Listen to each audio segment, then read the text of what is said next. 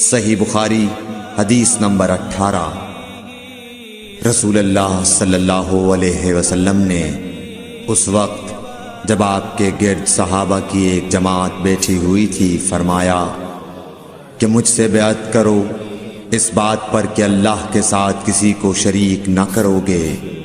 چوری نہ کرو گے، زنا نہ کرو گے، اپنی اولاد کو قتل نہ کرو گے، اور ناعمدن کسی پر کوئی ناحق بہتان باندھو گے، اور کسی بھی اچھی بات میں اللہ کی نافرمانی نہ کرو گے۔ جو کوئی تم میں اس عہد کو پورا کرے گا تو اس کا ثواب اللہ کے ذمے ہے، اور جو کوئی ان بری باتوں میں سے کسی کا ارتکاب کرے اور اسے دنیا میں اسلامی قانون کے تحت سزا دے دی گئی تو یہ سزا اس کے گناہوں کے لیے بدلہ ہو جائے گی، اور جو کوئی ان میں سے کسی بات میں مبتلا ہو گیا اور اللہ نے اس کے گناہ کو چھپا لیا تو پھر اس کا معاملہ اللہ کے حوالے ہے، اگر چاہے معاف کرے اور اگر چاہے سزا دے دے۔